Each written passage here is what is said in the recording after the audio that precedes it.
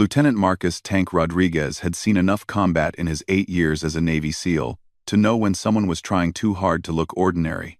The woman walking through the field hospital's corridors moved with a precision that made his trained eye twitch with curiosity. She wore standard medical scrubs, her auburn hair pulled back in a simple ponytail. But there was something about the way she carried herself that didn't match her nurse's uniform. Dr. Sarah Chen had been working at the Forward Operating Base Hospital in Afghanistan for 6 months. To everyone around her, she was just another dedicated nurse who had volunteered for the dangerous assignment. She smiled at patients, changed bandages with gentle hands, and stayed late to comfort wounded soldiers. Nobody questioned her background or wondered why she sometimes disappeared during her off hours. Marcus had arrived at the base 3 days earlier with his team, after taking shrapnel in his leg during a mission gone wrong. The wound wasn't serious, but command had ordered him to stay put until the medics cleared him for duty. He spent his time observing the hospital staff, partly out of boredom and partly out of habit. SEALs were trained to notice everything, especially things that seemed out of place.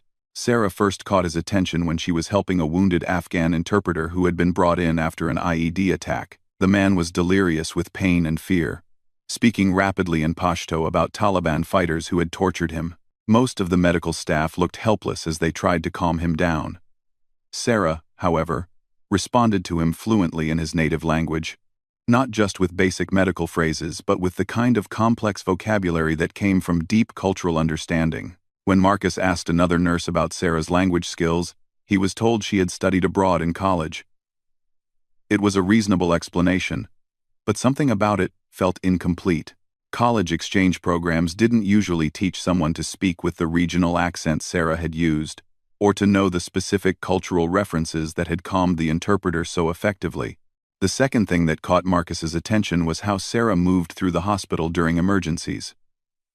When wounded soldiers were brought in, chaos usually followed. Medical staff rushed around, bumping into each other, voices raised in urgency. Sarah never seemed to be part of that chaos. She moved through it like water flowing around rocks, always seeming to be exactly where she needed to be at the right moment. She anticipated problems before they happened and solved them without anyone noticing. Marcus began watching her more carefully. During his physical therapy sessions, he positioned himself where he could see the main trauma bay. Sarah worked with an efficiency that spoke of extensive training, but not the kind nurses typically received. When a soldier came in with a gunshot wound to the chest, Sarah's hands moved with the precise confidence of someone who had seen such injuries many times before. She didn't flinch at the blood or hesitate when making split-second decisions about treatment priorities.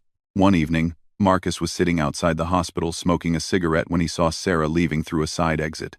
Instead of heading toward the quarters where the medical staff lived, she walked toward the perimeter fence. She moved with purpose, checking her surroundings in a way that reminded Marcus of his own team's security protocols. When she reached the fence, she spoke briefly with one of the guards, then continued along the perimeter, as if conducting her own patrol. Marcus's curiosity turned to genuine suspicion when he noticed Sarah's hands. During his years in special operations, he had learned to read people's histories in the details others missed. Sarah's hands were soft enough to belong to a nurse, but there were small calluses on her fingertips and palms that came from weapons training. The way she held medical instruments sometimes shifted into grips that would be more appropriate for combat knives. These weren't conscious movements, but muscle memory that surfaced when she wasn't thinking about it. The more Marcus observed, the more questions he had. Sarah knew too much about battlefield medicine, spoke too many languages with too much fluency, and moved with the kind of situational awareness that came from combat experience. She was clearly intelligent and well-trained, but her background didn't add up to what he was seeing. Marcus decided to test his suspicions. During one of his medical checkups, he mentioned a firefight his team had been in near Kandahar, deliberately getting some of the details wrong. Most medical staff would either not notice or politely correct obvious mistakes.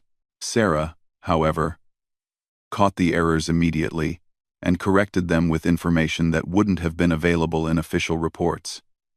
When Marcus asked how she knew such specific details, she claimed to have read about it in intelligence briefings that nurses weren't supposed to have access to. The mystery deepened when Marcus overheard a radio conversation between Sarah and someone at the base's intelligence office. She was asking about recent Taliban activity in the region, using military terminology, and asking questions that showed a sophisticated understanding of tactical situations. When she noticed Marcus listening, she quickly ended the conversation and claimed she was just worried about the safety of the medical staff. Marcus began to suspect that Sarah was more than she appeared to be, but he couldn't figure out exactly what she was hiding. His team members, who had also noticed her unusual behavior, speculated that she might be military intelligence or possibly CIA. Marcus thought she might be special operations herself, perhaps from a classified unit that used medical cover for their missions.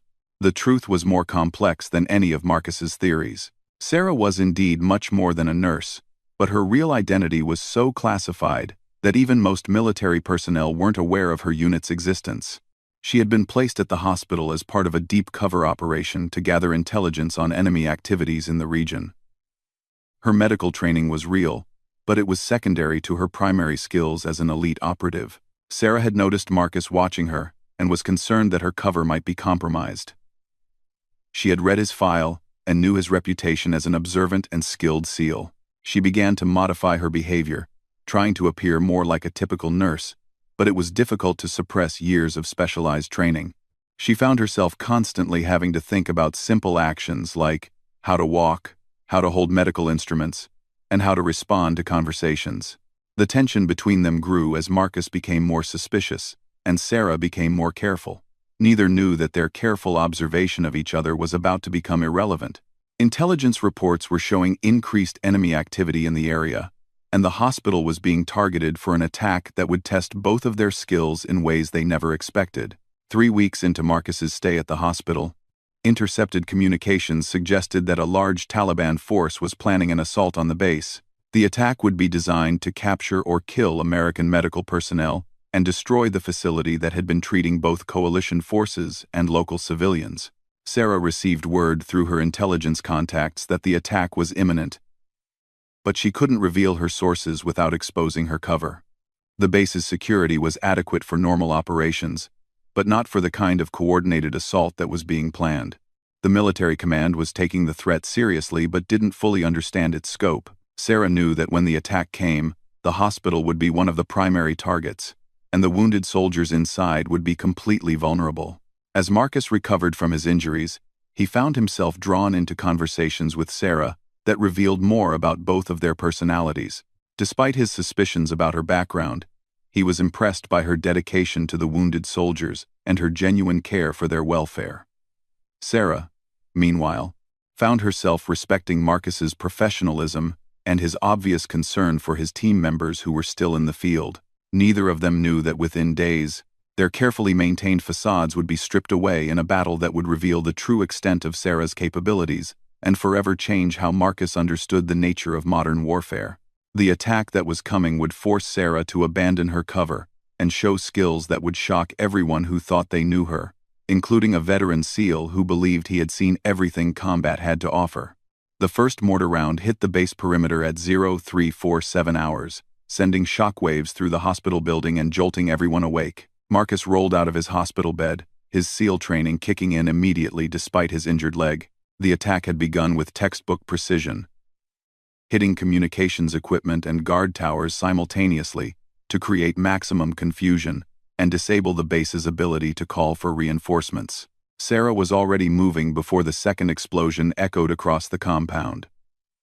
While other medical staff stumbled around in confusion, she was pulling on boots and checking the tactical vest she kept hidden beneath her regular clothes. Her movements were smooth and practiced, betraying none of the panic that was beginning to spread through the hospital corridors. Marcus limped toward the window to assess the situation outside. What he saw made his blood run cold. This wasn't a random Taliban attack or a probe of the base's defenses. Muzzle flashes were visible from multiple positions around the perimeter, indicating a coordinated assault by a large, well-organized force. The attackers had clearly studied the base's layout and were executing a sophisticated battle plan designed to overwhelm the defenders. The hospital's security protocol called for medical staff to shelter in place, while military personnel secured the building. Sarah knew this protocol would be inadequate for what was coming, Her intelligence contacts had warned her that the attacking force numbered over 60 fighters. Many of them experienced veterans who had been planning this assault for months. The base's normal complement of guards would be outnumbered and outgunned. As sirens began wailing across the compound, Sarah made a decision that would expose her true identity, but potentially save dozens of lives. She moved to a supply closet that appeared to contain only medical equipment and activated a hidden panel. Inside was an arsenal that would have surprised anyone who believed she was just a nurse. Military-grade weapons, ammunition, body armor, and communications equipment that was far more sophisticated than anything the hospital officially possessed. Marcus heard movement in the corridor and stepped out of his room to see what was happening. The sight that greeted him stopped him in his tracks. Sarah was walking toward the main ward, but she looked nothing like the gentle nurse he had been observing for weeks. She wore full tactical gear, carried a military rifle with practiced ease, and moved with the confident stride of a seasoned combat veteran. Their eyes met for a moment, and Sarah saw the recognition and shock in Marcus's expression. There was no point in maintaining her cover now. "You're not a nurse," Marcus said, his voice carrying a mixture of accusation and grudging respect. "I'm a lot of things," Sarah replied, checking her weapons magazine. "Right now, I'm the only thing standing between those wounded soldiers and 60 Taliban fighters who want to execute every American in this hospital." Before Marcus could respond, the lights went out as enemy fire took out the hospital's main power generator. Emergency lighting kicked in, casting everything in an eerie red glow that made the building feel like a scene from a nightmare. Outside, the sounds of gunfire were getting closer as the attackers breached the outer perimeter and began advancing toward the main buildings. Sarah moved toward the central trauma bay, where 12 wounded soldiers were bedridden and unable to defend themselves. Marcus followed her, still processing what he had learned. "What unit are you with?" "2," he asked as they walked. "That's classified above your level," Sarah said without looking back. "All you need to know is that I've been waiting for this attack for 3 months, and I'm not going to let it succeed." The hospital's regular security team was already engaged with the attackers at the building's main entrances. Sarah could hear from the pattern of gunfire that they were being pushed back. The enemy had brought more fighters and heavier weapons than the defenders had prepared for. Within minutes, hostile forces would be inside the building, and the wounded soldiers would be completely helpless. Marcus realized that despite his injuries, he needed to join the fight. "I can still shoot," he told Sarah. "My team's weapons are in the security office." Sarah nodded and tossed him a spare pistol from her gear. "We don't have time to get to the security office. The main assault is about to begin." As if summoned by her words, the sound of breaking glass came from multiple directions as Taliban fighters began smashing through windows and forcing doors throughout the hospital. Sarah positioned herself at the entrance to the trauma ward, using the doorframe for cover. Marcus took position on the other side, ignoring the pain in his injured leg. The first enemy fighters appeared in the corridor, moving in a tactical formation that showed professional military training. These weren't untrained insurgents, but experienced soldiers who knew exactly what they were doing. Sarah's rifle spoke first, dropping the lead fighter with a precise shot to the chest. Marcus fired a split second later, taking down the second man in line. What happened next defied everything Marcus thought he knew about combat medicine and hospital security. Sarah moved through the hospital corridors like a force of nature, engaging multiple targets with an accuracy and efficiency that rivaled the best special operations soldiers he had ever worked with. She wasn't just defending the trauma ward, she was actively hunting the attackers throughout the building. Marcus watched in amazement as Sarah cleared room after room, using advanced tactics that clearly came from extensive special operations training. She moved with the kind of fluid precision that took years to develop, anticipating enemy movements and exploiting weaknesses in their formations with the instincts of a master tactician. The Taliban fighters had expected to encounter hospital security guards and possibly a few off-duty soldiers. They were completely unprepared for the level of resistance they met from Sarah. She used her intimate knowledge of the hospital's layout to her advantage, setting up ambushes and forcing the attackers into kill zones where her superior training and equipment gave her decisive advantages. As the battle intensified, Marcus found himself struggling to keep up with Sarah's pace. His injured leg slowed him down, But more than that, he was witnessing a level of combat skill that challenged his understanding of modern military operations. Sarah wasn't just a good soldier, she was operating at a level that suggested training and experience far beyond what most special operations units received. The enemy commander, realizing that his force was taking unexpected casualties, began to adapt his tactics.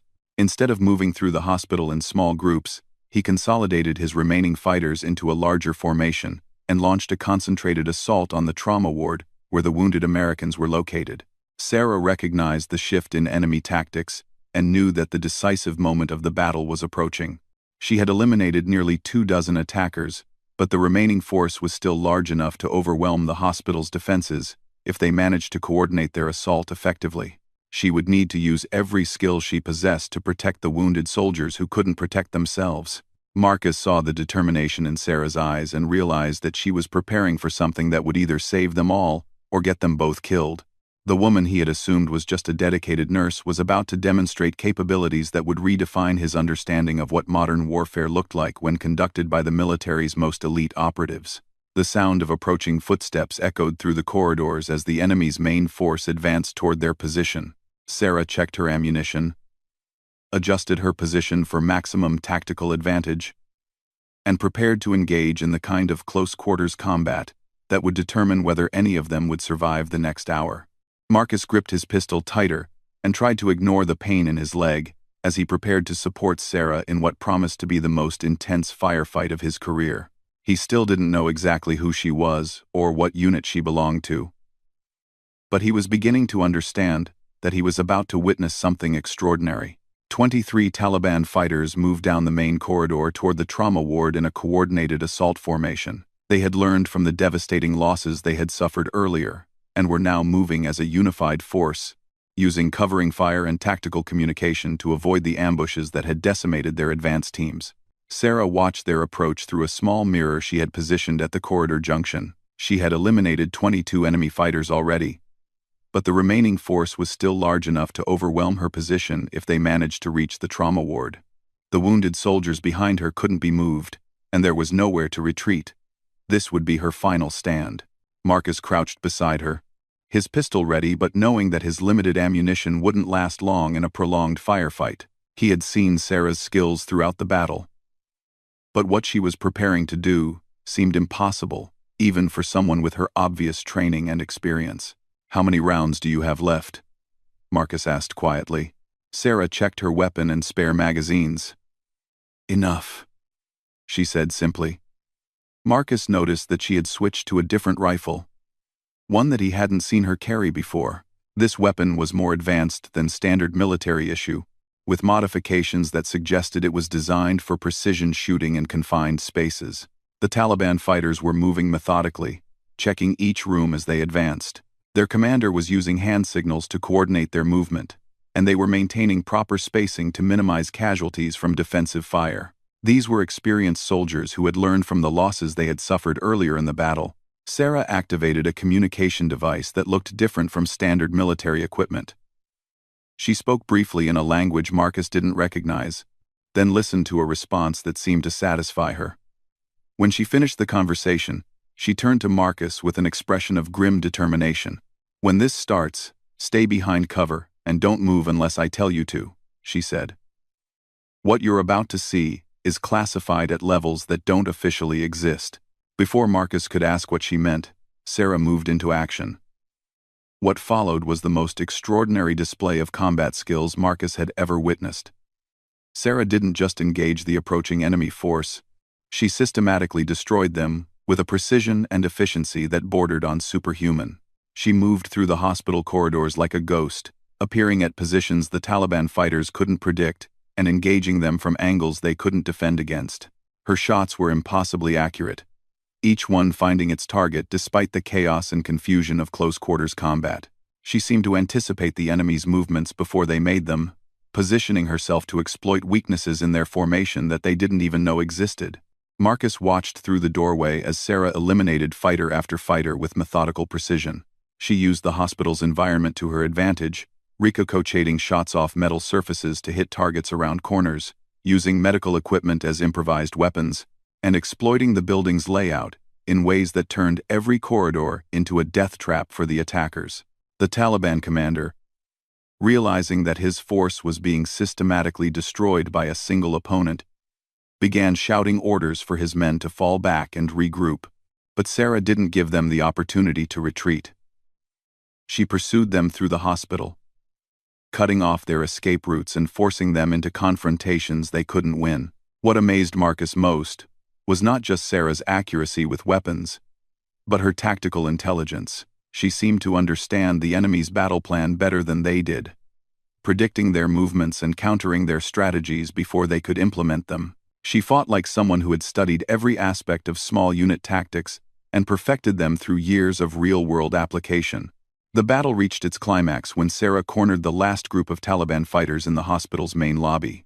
8 men with automatic weapons faced off against a single opponent, but somehow Sarah had maneuvered them into a position where their superior numbers worked against them. They were clustered together in a space where they couldn't use their weapons effectively without hitting each other. Marcus watched from the second floor as Sarah ended the firefight with a series of moves that combined marksmanship, tactical movement, and combat skills that he had never seen before. In less than 30 seconds, all 8 remaining fighters were down, and the hospital was finally secure. The sudden silence that followed the end of the battle was almost deafening. Marcus made his way down to the lobby where Sarah was checking the fallen enemy fighters to ensure they were no longer a threat. She moved with the same methodical precision she had shown throughout the fight. But Marcus could see the exhaustion in her posture. 45, Sarah said quietly, more to herself than to Marcus. That's all of them. Marcus stared at her in disbelief. You eliminated 45 enemy fighters by yourself? Sarah looked at him with tired eyes that held depths of experience he was only beginning to understand. It's what I was trained to do. Before Marcus could respond, the sound of helicopters approached from outside. Sarah's communication device crackled to life, with voices speaking in the same unidentified language she had used earlier. She listened for a moment, then spoke a brief response. Your reinforcements? Marcus asked. My extraction team, Sarah corrected. This operation is classified at levels that require immediate debriefing and memory suppression protocols for witnesses. Marcus felt a chill that had nothing to do with the night air coming through the broken windows. Memory suppression? Sarah's expression softened slightly.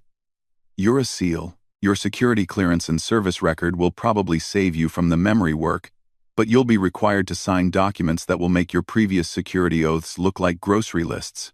The helicopters landed outside, and Marcus could see figures in unmarked tactical gear moving toward the hospital. Sarah began collecting her weapons and equipment, erasing evidence of her presence with the same systematic thoroughness she had shown in combat. What unit are you really with? Marcus asked again. Sarah paused in her equipment check and looked at him seriously.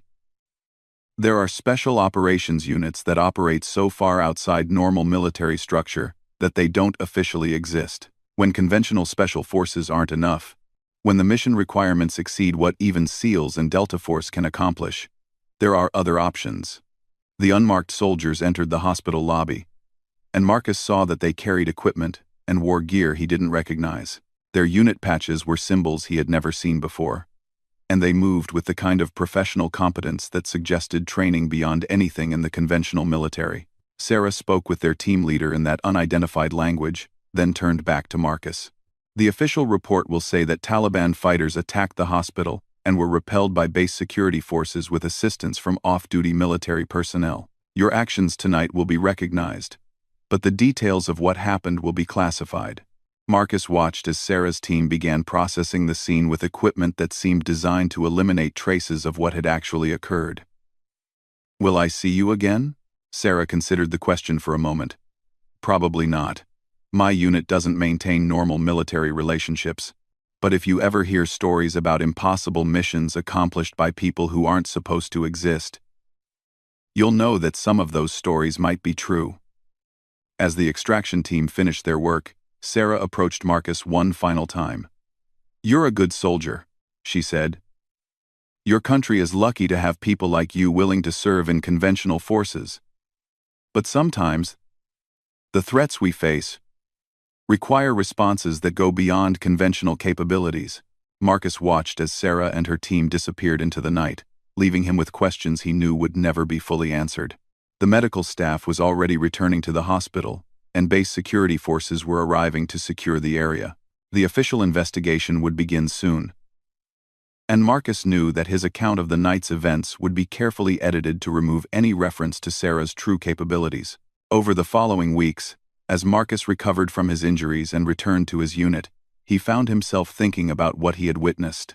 The woman he had assumed was just a dedicated nurse had demonstrated combat abilities that challenged everything he thought he knew about modern warfare and military capabilities. Marcus never saw Sarah again, and no amount of discreet inquiry through military channels yielded any information about her real identity or unit affiliation. But sometimes, when he heard rumors about impossible missions or read intelligence reports about threats that had mysteriously disappeared, he wondered if Sarah and others like her were still out there, protecting people who would never know they existed. The hospital was rebuilt and continued its mission of treating wounded soldiers. The attack was recorded in official records as a failed Taliban assault that was repelled with minimal casualties. Marcus received a commendation for his actions during the battle, but the citation made no mention of the mysterious nurse who had single-handedly eliminated an entire enemy assault force. Years later, when Marcus had retired from active service and was training the next generation of SEALs, he would sometimes tell carefully edited versions of that night to illustrate lessons about situational awareness and the importance of never underestimating an opponent. He never mentioned Sarah by name or described her true capabilities, but he used the experience to teach young soldiers that the world of modern warfare contained depths they couldn't imagine. The wounded soldiers Sarah had protected that night went on to recover and return to their own units, never knowing how close they had come to death or who had saved them. The base commander received reports about the attack that credited superior planning and defensive measures for the successful defense. The truth about what had actually happened remained buried in classified files that few people would ever have clearance to read. Marcus kept the secret of what he had witnessed, understanding that some truths were too dangerous to share, and some heroes were meant to remain anonymous. But he never forgot the lesson Sarah had taught him about the difference between what people appeared to be and what they actually were capable of accomplishing when everything was on the line.